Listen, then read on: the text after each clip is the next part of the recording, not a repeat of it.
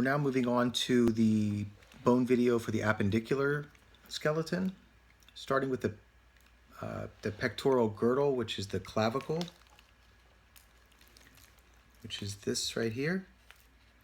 And we have the acromial end and the sternal end due to the attachment into the acromial here and then the sternum into here on this side. We have the coracoid process, which is of this. We're moving on to the scapula. The coracoid process is right up here, and then we have the glenoid cavity, glenoid, which is in here, inside. You see that? The acromion, which is here.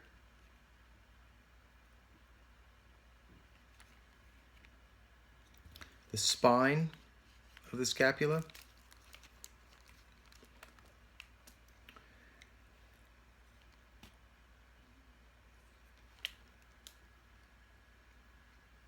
The infraspinous fossa, which is this flat part here. It's kind of an indentation on this one, but the fossa here. The opposing side, which is on the inside, is going to be the supraspinous fossa. And then the sternoclavicular joint is here. Okay. Moving on to the upper arm.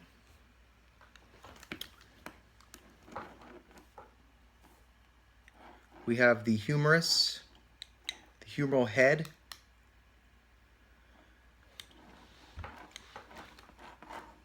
the deltoid tuberosity, which is in here,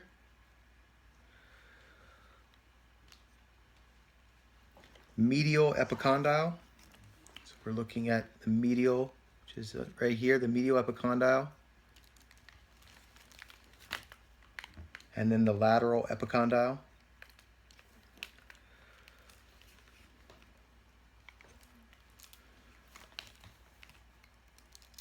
The coronoid fossa is here on the ulna. Or actually, it's right here, but the ulna inserts into there. And the capitulum is here, and it articulates with the radius. Sorry, opposite of that. So the coronoid fossa goes with the ulna. And the capitulum articulates with the radius, which is this bone. The trochlea. Trochlea is in here. It articulates with the ulna as well.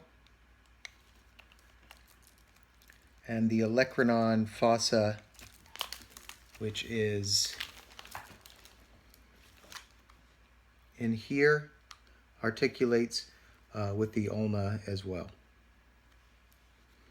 The ulna is the part of the lower. So it's going to be this bone right here. It's part of the forearm.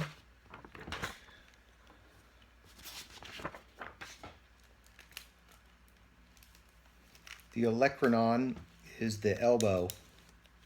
So olecranon is here.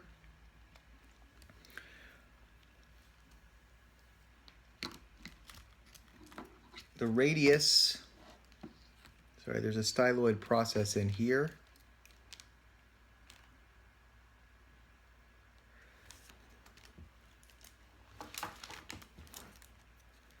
The radius is the other bone next to the ulna. You have the radial head, which you would think would be up here just by naming some of the other long bones, but the head is actually towards the wrist. The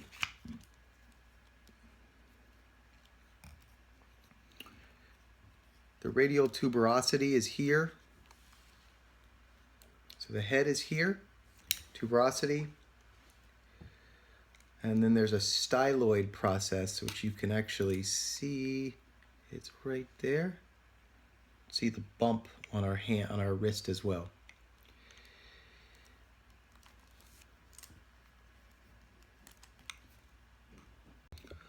Moving on to the carpus or the wrist, we're going to do the proximal row, which is the closest to the body.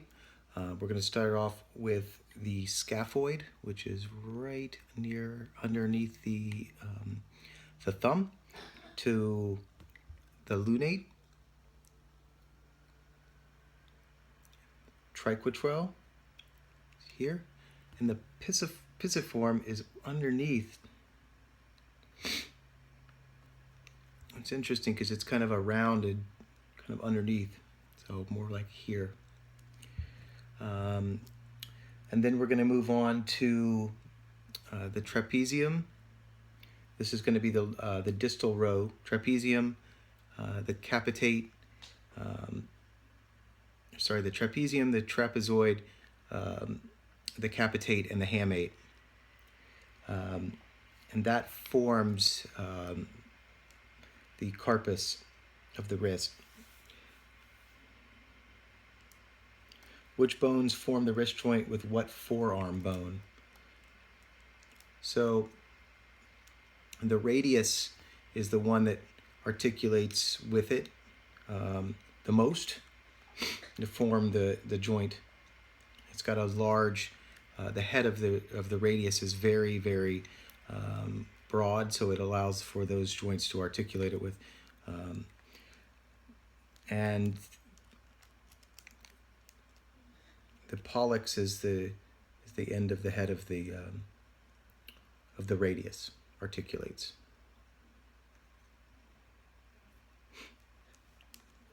The metacarpals are the long bones, if you can see. These long bones here. And then once you get past those, you have the phalanges.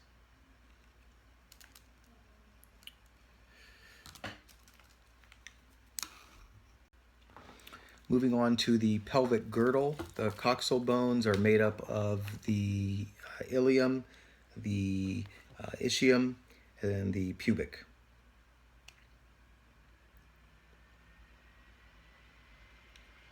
There's the acetabulum, which is where the hip, the femoral head fits in. This is the acetabulum. Pubic symphysis is where, right in the middle here. So acetabulum. Iliac crest is the top of the ilia.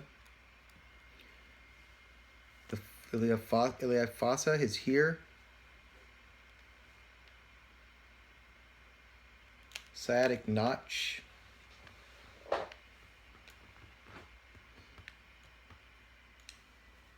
is here.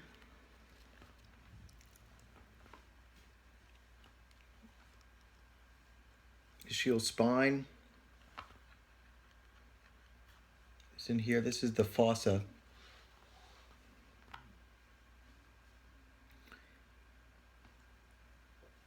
And down to the femur, we have the femoral head here, the greater trochanter here, lesser trochanter, adductor tubercle. We have the medial epicondyle, lateral epicondyle.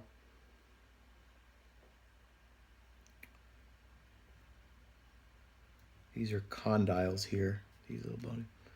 And then patella.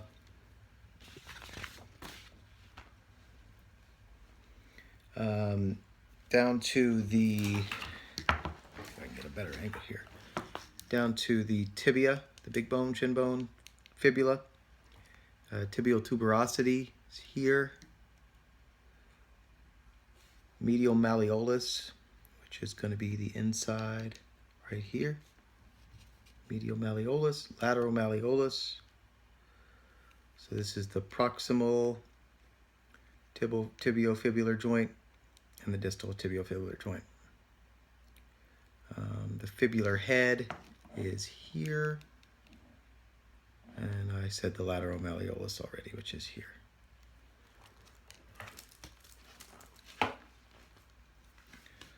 Moving on to the foot, we have the calcaneus, and we have the talus, which articulates with the tibia and fibula. There's a cuboid in here, the navicular.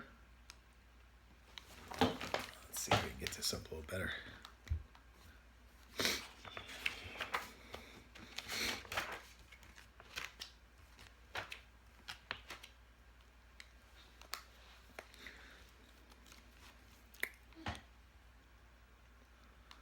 So we have the navicular,